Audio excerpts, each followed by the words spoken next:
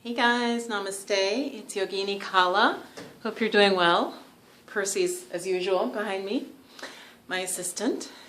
So anyway, I'm trying to do Veda, which is vlog every day in April, and then it's with this smart, sexy social community, which, I'm fairly new to, but it was just pretty cool. I can't remember the woman's name, but that's the name of her social media channel, and she had a challenge to blog every day. So there goes a tail going by. You'll just see something just go by off to the side. I don't know, I thought I would share with you, for those of you who are interested in meditation, which I'm moving my channel very much to be about meditation, not just that. Meditation, mindfulness meditation, spirituality, mostly coming from the Eastern tradition, affirmations and so on. And law of attraction, though I don't even really like that term, but because I think it simplifies it, but manifestation.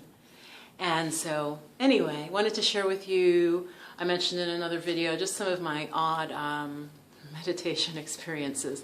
So I was on a retreat. This was the one that yielded the most interesting and odd things happening to me. And so I don't know, if you've taken a meditation retreat. I know a lot of people have taken the 10-day Vipassana retreat. If you Google that, a lot of people talk about that. I have, but it was so long ago, I haven't really thought about bringing it up. People, I think, are impressed with themselves that they did the 10-day. And at the time when I did it, I was like, wow, I did 10 days. But anyway, so you could check that out, 10-day Vipassana. It's usually run by an organization that was started by a man named, I think it's S.N. Goenka. His last name is definitely Goenka. Anyway, it's wonderful. It is by donation. So it's an interesting way to start meditating. But what I'm going to talk about is I went to a meditation retreat out west, and I'm not going to mention the name, and it was wonderful. It was out in California, and I don't remember if it was 6 weeks or a month. I think it was a month. So I just want to say, people are talking about their 10 days, like a month is a long time. So I want to say this was a month.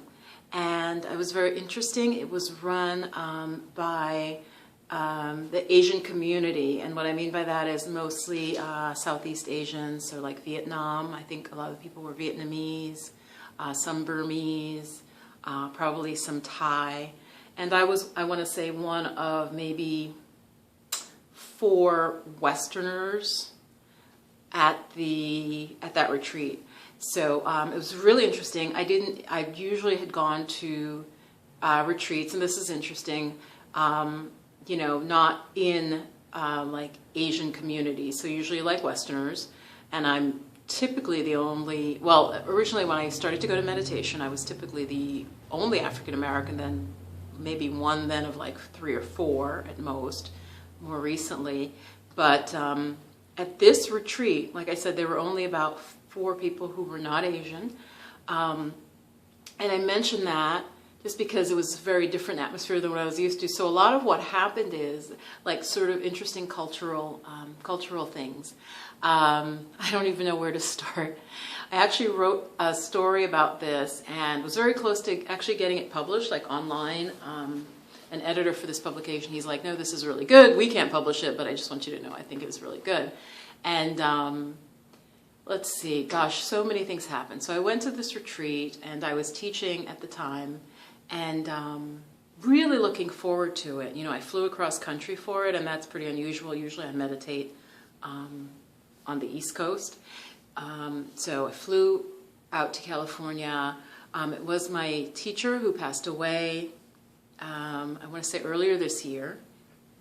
I didn't get to study with him in Burma, and I kind of pulled back because I knew he was getting ill and that he was going to pass away, but I think he passed away early in 2016, and his name was Sayadaw U Pandita, and he was in the Burmese tradition of meditation, of Vipassana, insight meditation, and the Burmese tradition is like the strictest, which for some reason I really quite like, and I do think that's a past life thing. I really do, because I'm just drawn to that tradition. superficially I tell myself, oh, it's because it's a warm climate, and if you ever studied there, you like that, you know, because I am from the Caribbean, and so I'm like, oh, you'd be comfortable there. But I did originally start meditating in the Zen tradition, and I like the simplicity of the Zen tradition, but I'm quite drawn to the Burmese tradition, which, as I said, is very, very strict in how they practice. I do have another video that talks about what going to a retreat is like for those of you who are considering going to a Buddhist retreat beyond the 10-day, beyond, like, different than the Goenka one. So just so many weird things happen. I get there to the retreat center. It's in a town in California that there's actually a song written about, so the song is playing through my head, and I'm just picturing it a certain way, and it was very, very different. I got there, and the meditation center was behind these, like, high gates, and I was kind of like, why is there this high, like, metal gate, you know?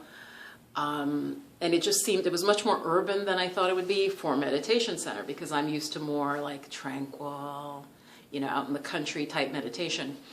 So that was like, wow, okay, this really is set right in the city, because I had never been there. But as I said, I wanted to study with Sayadaw U Pandita, who had flown from Burma, and at this point he was probably in his 80s, so he was quite elderly, and his older monks in the brown robes, you know, very plain, and the sandals and the bald head, and I like that. So many things happened. I don't even know where to start. The first thing, I want to say the first day, we're doing walking meditation, and this is going to be a multi-part video. We're doing walking meditation for those of you who have done that. And so you basically, it does kind of look like Night of the Living Dead. I don't know if I mentioned that in another video. Meaning, like the old movie, and I guess remakes, Night of the Living Dead, where the zombies, like, you know, they just walk really slow. So my friend said that. I didn't think of that. But so we're walking really slowly and mindfully. We're like aware of every step, and we're noting it in our mind, you know, that we're moving left, right, or whatever, right? So very, very slowly, you're looking down. You're just focused on yourself. And so this is like the first day. I think it's like the very first day. And I hear what sounds like gunshots. Okay, so I'm there to meditate. I've flown all the way across the country. Oh, and you should know, for some reason, at that point, I had very little money, even though, as I remember, I was teaching. But I just was like, I have to go to this. I was under a lot of stress, as some of you have seen my other videos. No, you can look it up, with teaching. And so that's why I was like really desperate to get to this meditation retreat. So I get there, I'm wanting tranquility. I'm walking meditation, and all across the compound, it's like crisscrossed, you know, with walkways. And there's pretty plantings of like sort of California type trees, different than the East Coast, just like more tropical. And we're walking, and I hear like 3 gunshots. So my eyes are like down, so I open my eyes, and I'm like, so I'm looking around thinking, you know, I'm looking to see if anybody else heard the gunshots, right? Everybody keeps walking. So gunshots go off, nobody reacts. I am like walking, you know, tranquil. I stop, I look around very mindfully.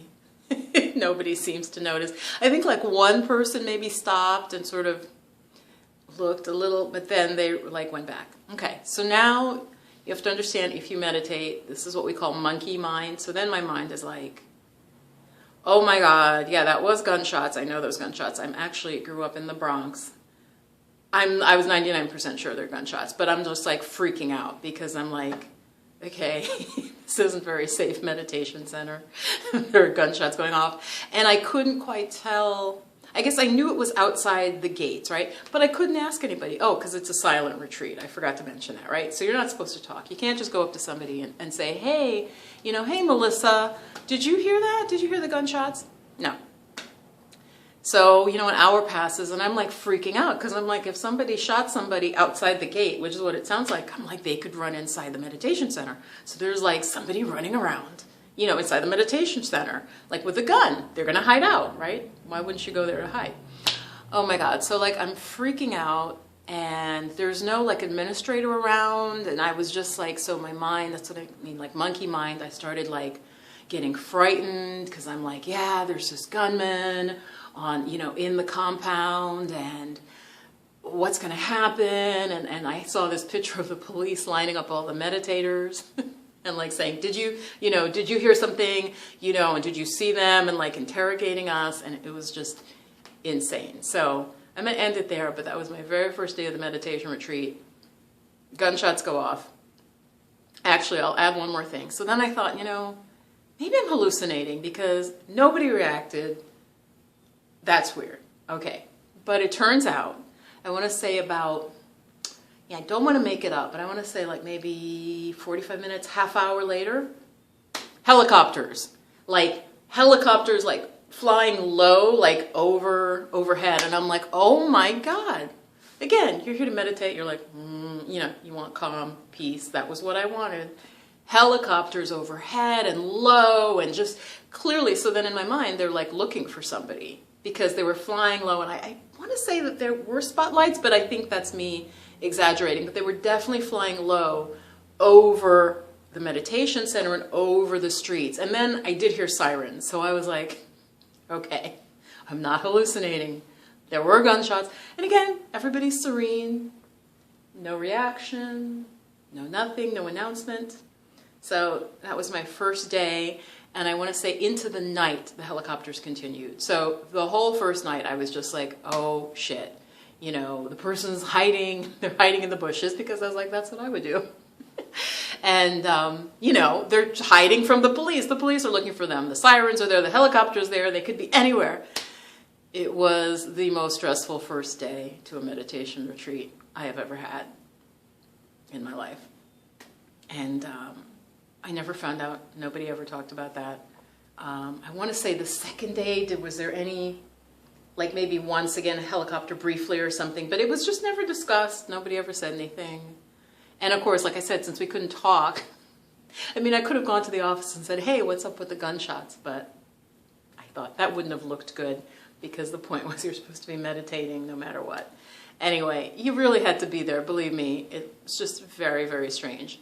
Share in the comments if you have done a meditation retreat and had just like weird experiences. I will share more from this retreat. Like I said, it was a month, so all sorts of things kept happening. So that was not what I would consider an auspicious start for my meditation retreat. Okay, and yeah, so just wanted to share that story with you. If you would like to connect with me, I will put links below. And hope you had a happy, I'm doing this right after Easter. So hope you had a happy Easter or whatever you celebrate in terms of springtime. And wherever you are around the world, may not have had that celebration. But let's see. Yeah. So that's one of my first meditation stories. I'll share others. Thank you. Namaste. Bye-bye.